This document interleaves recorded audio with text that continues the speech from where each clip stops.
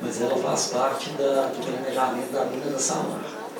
E, completando a pergunta, na página 13, na figura 2.3, o mapa da ADA, né, das minas Alegria Norte e Alegria Sul, e de novo a Alegria Centro não é relacionada com o número nenhum, aí já há uma divergência em relação ao que foi falado na página número 9. Na página 9 é sempre a Alegria Norte 218, na página 13, 411 hectares. Na página 9 para a Alegria Sul, 162 hectares.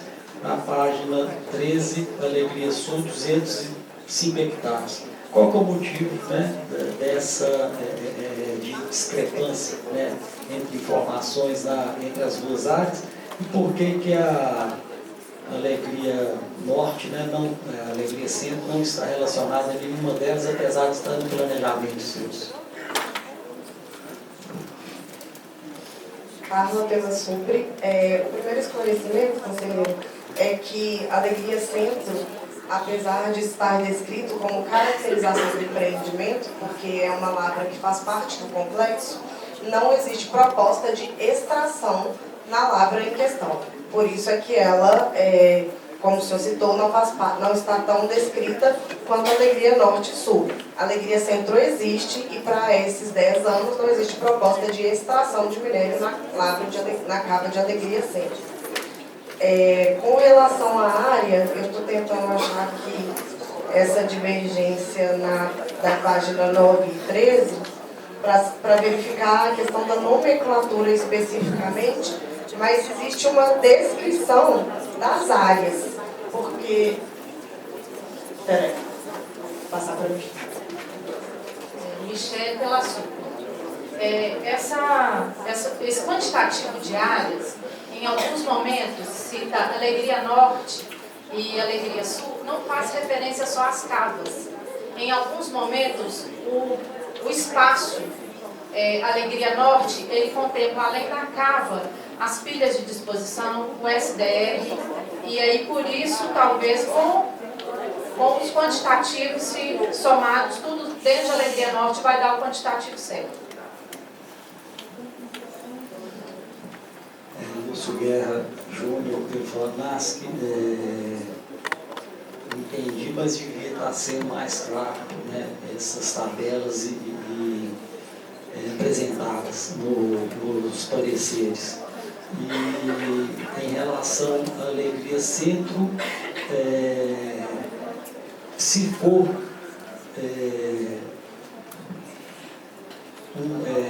explorado, vai ter que passar por outro processo de licenciamento, porque o entendimento que a gente tem, porque se está no planejamento dela e está no parecer único, é que às vezes já está até liberando, né, para explorar. Ela vai estar apta a ser explorada já com essa decisão ou não? Michele Pela Supre. Nós colocamos essa tabela, são as diferentes nomenclaturas que a Samarco utiliza no decorrer de todos os anos da operação. Eles utilizam, vocês vão ver aí, além de Alegria Norte, Sul, Centro, tem por letras, tem por números, e a gente achou por bem colocar essa tabela, só para ficar claro, porque nos estudos da Samarco, tanto esses que estão nas caixas, quanto os anteriores, eles não citam só Alegria Norte ou Sul. Às vezes, em alguns momentos, os licenciamentos foram colocados como Alegria 1, Alegria 2, Alegria A, e aí por isso que a gente colocou essa tabela.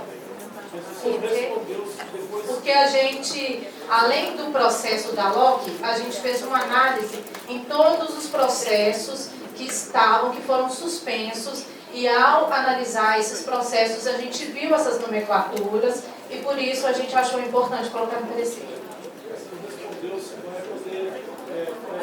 Mais outro questionamento, conselheiro? Sim, gostaria de que ela completasse a resposta se a cava Alegria Centro, apesar de estar aqui escrito que está no planejamento da mina da Samarco, ela está sendo licenciada.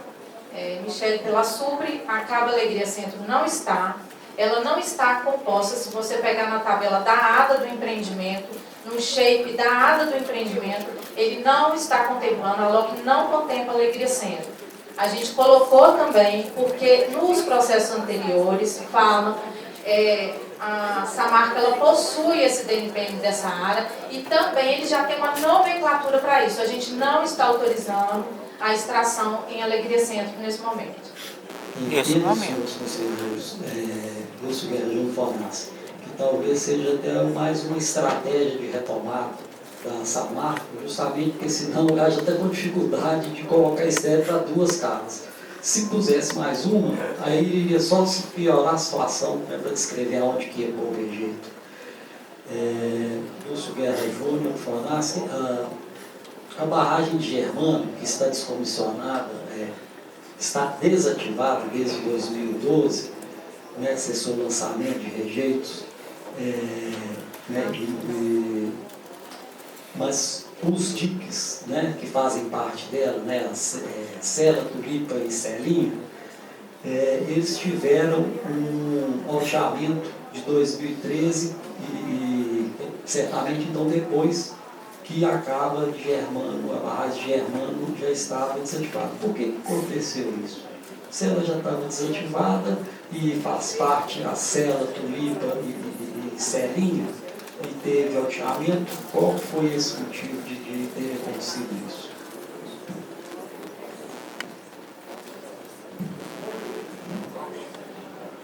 Carla pela Supre. A gente vai solicitar que o empreendedor se manifeste, uma vez que os diques de Sela têm o objetivo de fechar o reservatório de Germano e isso não faz parte da operação. Então, a gente solicita que ele se manifeste. Lúcio Guerra Júnior Pedro Fornas. Então, apesar de vocês terem feito o parecer muito, ter escrito isso lá, vocês não têm resposta porque está lá que vocês escreveram. Carla pela Supre. Isso faz parte do histórico do empreendimento, está dentro dos estudos e nós apresentamos isso como histórico na caracterização. Lúcio Guerra Júnior Pedro Fornas. Se teve esses alteamentos em conjunto com o alteamento da barragem de Germano e teve fiscalização, obviamente, foi licenciado, eu espero que alguém de dentro do Estado saiba responder isso. Yuri, pela SEMAD, só um questionamento. Como o próprio Lúcio falou, passou por licenciamento ambiental. Esses alteamentos fazem parte dessa licença de operação? Então pronto. Próximo questionamento, Lúcio. Pede o cara da empresa para responder. Eu gostaria que alguém do empreendimento respondesse. Ô Lúcio, por favor. Lúcio Guerra Júnior ou Yuri? Yuri, nós estamos aqui diante de um empreendimento totalmente complexo. O senhor falar um pouco. Tá. Entendeu? Então eu peço mais uma vez aos senhores, inclusive pelo monte de informação que tem, que ainda foi falada aqui depois, sabe, para minimamente, né, a gente poder sair daqui com os esclarecimentos pertinentes. No que pese, como falar para a equipe não fazer parte desse processo, a empresa tem alguma informação a prestar ao conselheiro? Gilciana Samarco, e as atividades realizadas antes do rompimento estavam todas devidamente licenciadas, né, da barragem de Germano, que ocorreu nos dias, de Sela e Tulipa. A barragem de Germano, como já foi dito, ela não faz parte do licenciamento, bem como esses dias de Sela, Tulipa e de Celinho. Mas houve oficialmente... Pois não, Lúcio. Não, próxima questão. Lúcio Guerra Júnior Fornas. Vocês da Samarco, vocês são muito amadores. Os alteamentos está aqui escrito que tiveram. A dúvida que fica, conselheiros, é por que houveram esse alteamento, né, desses diques que fazem parte, né, e que não tem resposta. Por que então, se ela já estava desativada desde 2012, por que ela não foi descomissionada? Uma pergunta para a equipe da Supre. Essa barragem de Germano, qual a finalidade que ela está se prestando hoje? Ou estava se prestando até o dia do rompimento e a finalidade que ela vai se prestar até o dia do seu descomissionamento? Só isso. a barragem de Germano fez parte Conselheiro. do processo de exploração antes do rompimento e ela vai fazer parte depois? Conselheiro, Rodrigo Rivas, pela SUPRE, nós vamos reiterar pela terceira ou quarta vez que a barragem de Germano e a cava de Germano não são estruturas que estão dentro desse processo de licenciamento. Por óbvio, se a retomada da Samarco depende das atividades licenciadas, essas estruturas não entrarão no processo operacional da Samarco. Também por óbvio, são barragens de disposição de rejeito. A vida útil delas foi dedicada à disposição dos rejeitos gerados no complexo de Germano ao longo dos anos em que ela operou. Não opera desde 2012, portanto, há 7 anos que ela não recebe rejeitos mais do complexo minerário de Germano. Certo? Então, gerou rejeito, dispôs rejeito em Germano, não dispõe mais, está paralisada, será desativada por força da Lei 23.291, o que impede o seu licenciamento. Mais do que impedir seu licenciamento, impede seu uso.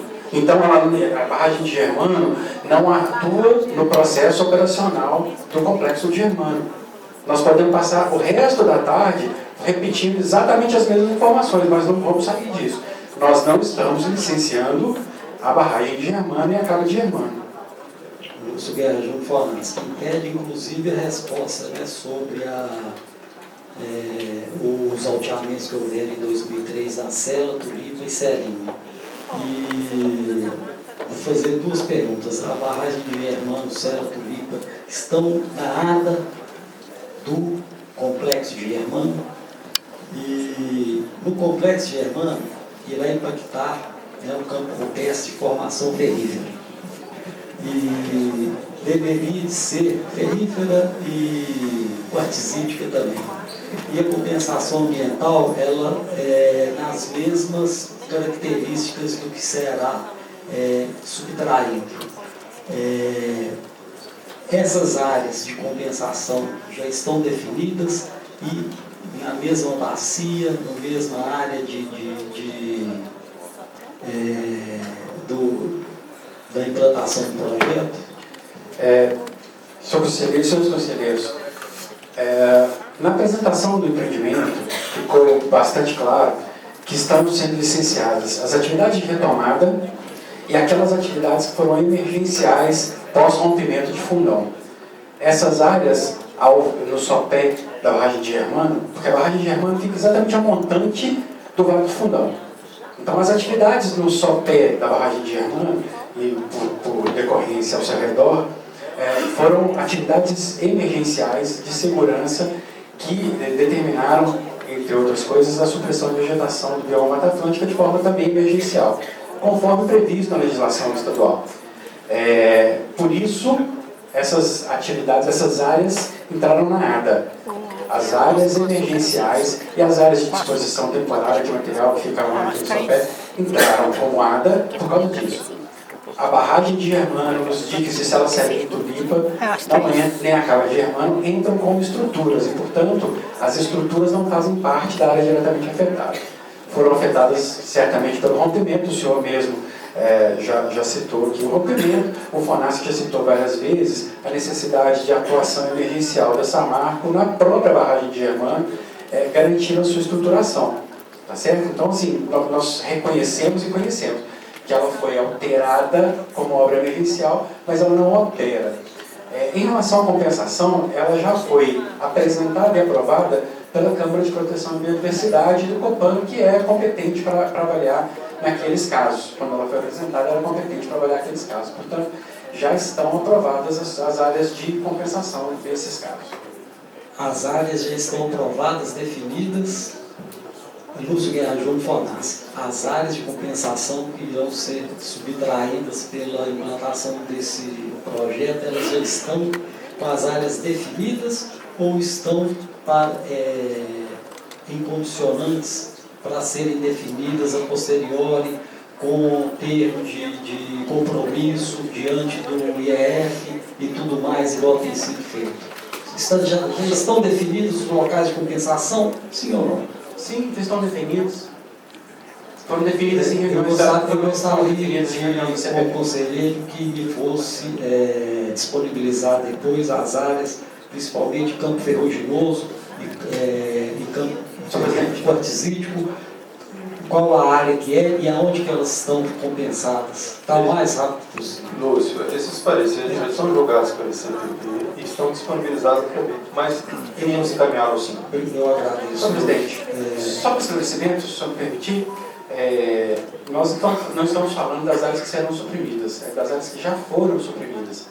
Não serão suprimidas novas áreas do bioma Mata Atlântica para retomada. Nós estamos falando das ações emergenciais que foram suprimidas como eventuais e emergenciais e que foram compensadas em duas, foram apresentadas e aprovadas pela CPB em 2 reuniões, e essas áreas estão aparecendo na página 258. De qualquer forma, eu vou solicitar à secretaria que encaminhe ao conselheiro os pareceres e a decisão. Eu não sei se fui bem entendido na pergunta, mas é em relação às áreas que vão ser suprimidas, não vai ter. Vai ter, pronto.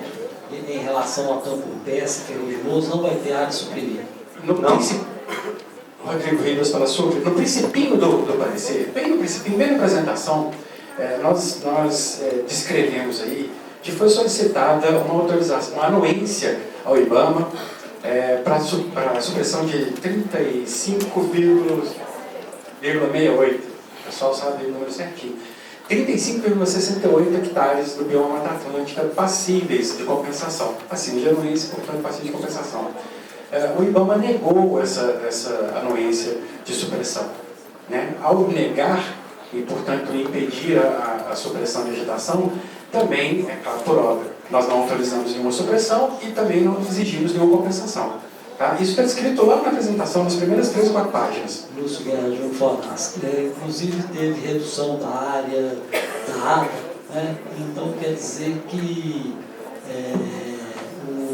a rigidez rotacional, né, ela pode ter mudança, né, inclusive, porque se a ADA ela foi diminuída, né, então alguma coisa pode ser tirada da exploração que está para ser licenciada. Não é tão rígida assim, desde que a legislação, né, seja cumprida. Sobre a hidrologia, na página 72, fala que a rede de monitoramento se concentra principalmente na sua passiva Piracicaba e ressalta-se que o período de dados disponível e a frequência de monitoramento não são suficientes para traçar a caracterização completa do regime hidrológico local. E aí tem um estudo da ANFO que fala que, em relação à disponibilidade hídrica, considerando o abastecimento complementar de água das unidades industriais complexo germânico e as ofertas hídricas das bacias analisadas, conclui-se que todas elas têm índices de utilização suficientes para o suprimento, sem comprometimento da manutenção da vazão residual mananciais. Então, o parecer único fala que os dados não são disponíveis e a frequência para o monitoramento para traçar a caracterização completa do regime, e a ANFO fala que elas têm índice suficiente de utilização. Queria uma explicação a respeito disso. Rafael, pela sua. Com relação a essa fala, foi que a rede de monitoramento existente para consulta, para bases de dados, ela é realmente pequena. Mas isso é pequeno não só para a Samarco, mas para qualquer empreendedor. E com relação à disponibilidade hídrica, a Samarco ela tem as fontes hídricas principais por meio de rebaixamento de lençóis. Então, ela provém de água subterrânea. E as águas superficiais, ela tem apenas uma captação a fio d'água, que é no Piracicaba. A captação que já estava regularizada desde 2008, porque ela está na renovação de portaria de outono. E na nova Santarém, que é a regularização da razão, essa água ela não é considerada para a disponibilidade hídrica, porque a gente pega essa água, é simulada no que a barragem é acumulada. Então não pega a disponibilidade hídrica local, é o que está sendo acumulado na época de chuva, que é a barragem Nova Santarém, a captação de 800 litros por segundo. E o restante vem do rebaixamento, que é o rebaixamento que já existe um novo processo de rebaixamento e um processo de revalidação. Eu acho que realmente a disponibilidade hídrica, existe disponibilidade hídrica na bacia do Rio Doce. É claro, os estudos apontam e não concordo com a fala de que não há disponibilidade hídrica. É um fato. Existe. Inclusive está no próprio IDE, existe a regionalização de vazão. E você pode consultar esses dados, está na internet, está para todo mundo consultar. A disponibilidade hídrica existe, é claro. Lúcio, porque os estudos de regionalização de vazão são realizados por meio do monitoramento. E a principal captação superficial, que é na Barragem de Santarém, ela tem uma condicionante de manter a vazão residual. Então, a Samarco vai fazer a captação de 800 litros por segundo, mas ela tem a obrigação de monitorar e manter a vazão residual, que, se não me engano, o número é 85 litros por segundo. Está bem claro. E essa barragem, igual repetindo, ela não, essa água que essa marca está bombeando, ela é o que a barragem está acumulando. Então não impacta na disponibilidade hídrica local superficial. Ok, Lúcio. Lúcio Guerra Fonasco, prezados conselheiros, eu tenho uma série de perguntas para fazer, mas a qualquer momento, se alguém quiser complementar e fazer, eu não quero monitorizar nada, mas viu? Umas 400, 40 mil, né? Sobre a qualidade das águas subterrâneas, não estão apresentados os dados desse monitoramento estatísticos. E no segundo, fala-se que de cadastramento de nascentes, né, já muda totalmente o tema, né, fala a respeito da qualidade das águas subterrâneas. Esse monitoramento existe porque se estão sendo realizados e por que eles não foram apresentados?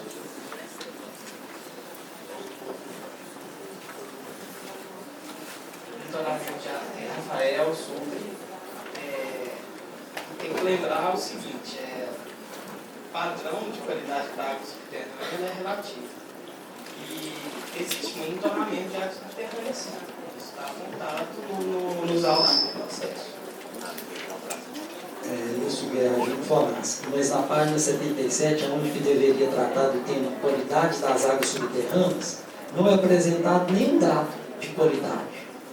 E no segundo, são 2 parágrafos, e no segundo parágrafo, inclusive, aí muda o tema completamente falando de nascente. Entendeu? Se tem os dados, se estão sendo feitos, se tem alguma divergência da qualidade da água, de contaminação ou não, o Conselho não está ciente da qualidade dessas águas afetadas ou não pelo empreendedor. Rafael, pela SUPRE, realmente nessa mesma página está falando dos parâmetros observados. E tem que lembrar que é o seguinte, na água proveniente de nascente é água subterrânea. Então não é que o segundo parágrafo está saindo do contexto. A água de poço e a água de nascente é água subterrânea. E tem os parâmetros aqui, no segundo parágrafo está bem descrito. Ok, Rafael, Lúcio Guerra Fonasco, existem os parâmetros, mas não fala a quantidade, o resultado que foi, não tem apresentação do resultado que foi feito. Os parâmetros estão lá, se ouvir. Michele pela SUPRE. A qualidade da água superficial e subterrânea, ela está dentro dos processos, vários monitoramentos, vários relatórios de monitoramento ao longo de todos esses anos, desde que, inclusive, depois da suspensão de todas as licenças, a Samarco continuou apresentando todos os monitoramentos, todos eles foram avaliados. Pode ser que não está, mas a SUPRE tem uma planilha de análise de todas essas condicionantes, de todos esses monitoramentos. Nós passamos item a item, parâmetro a parâmetro, analisamos todos os pontos. Lúcio Guerra Fonasco,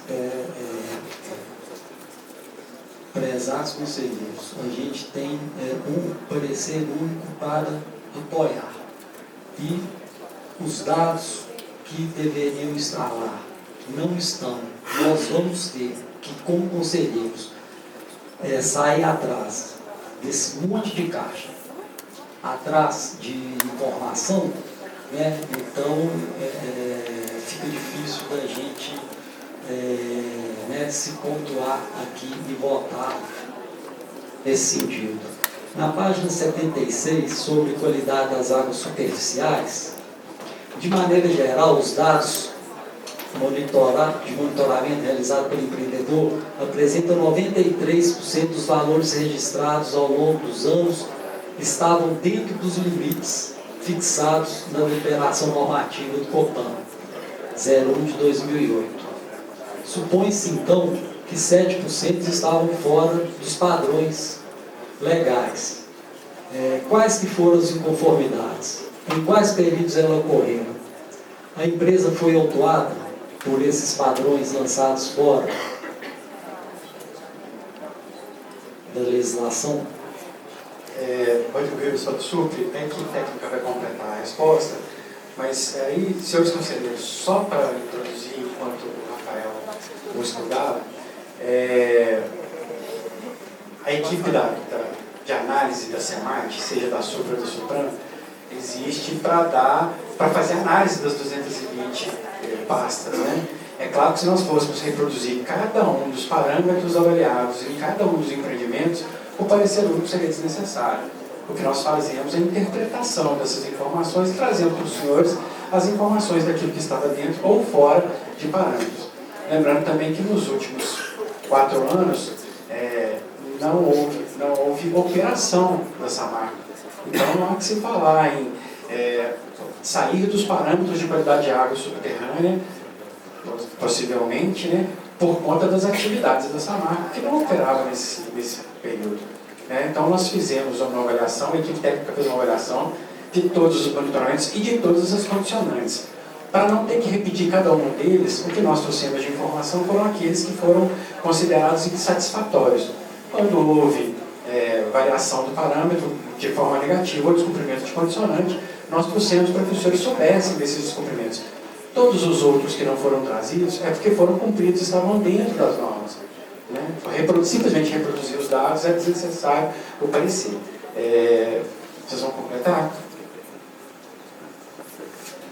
Michele pela Supri, nos itens 14 e 15 do parecer, são os itens que a gente buscou fazer uma análise dos processos anteriores. Eu te pedi para vocês ficarem mais no centro aqui, que está dando microfone, que está dando um zumbido aqui, depois para tudo gravar, depois você ajuda. Nos itens 14 e 15, nós colocamos nesses itens as análises que foram feitas dos processos que foram suspensos de licenciamento, o cumprimento das condicionantes, que essa marca continuou a fazer por determinação, inclusive. Lá tem um resumo do que a gente analisou. Lá vocês vão ver uma tabela que a gente colocou nessa tabela só as condicionantes que essa marca, que a gente colocou como não cumprida ou não foi cumprida tempestivamente ou que a gente achou que não estava de acordo. E lá está bem especificando cada uma das condicionantes e no final a gente fala sobre o auto de infração.